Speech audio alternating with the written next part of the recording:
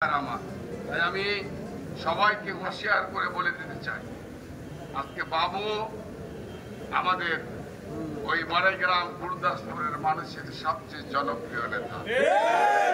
আমি যখন দেখি দালালদের সাথে হাত মিলায় আমার খুব দুঃখ লাগে। আরে মানুষের দাঁড়ে দাঁড়ে গিয়ে ঘুরেছি, আমি এগুলো বলতেও চাই না, হিসাবও চাই না।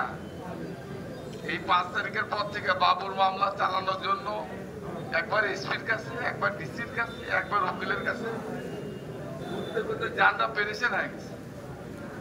অথচ আজকে আমার কষ্ট লাগে এই পরিবারের লোকরা যখন রুহুল কুদ্দুস তালুকদার তনুর বিরুদ্ধে 70 সালে যখন হাত মেলায় তখন কষ্ট লাগে। আমি আপনাদের বলে গেলাম, যারা এই ক্রিমিনাল দালালদের কাছে যাবেন তাদেরকে আপনারা বয়কট করবেন, তাদেরকে প্রত্যাখ্যান করবেন। তারপরে মেডিসিন যখন দেওয়া লাগে আমি বলে দেবো, তখন সময় শেষ হয়ে যাবে। কারণ জনগণের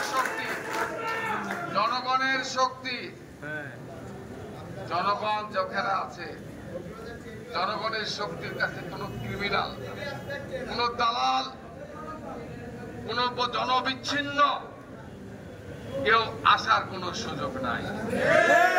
এখন টাকা দিয়ে কিছু মানুষ দালাল মালাল নিয়ে মনে করতেছে বলে কি হয়।